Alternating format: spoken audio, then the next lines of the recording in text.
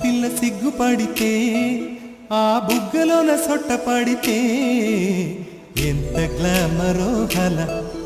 ఎంతెంత గ్లామరో హల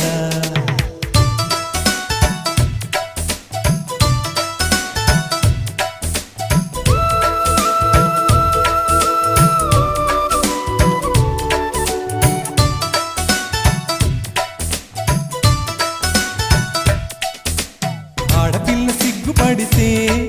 ఆ బుగ్గలోన సొట్ట పడితే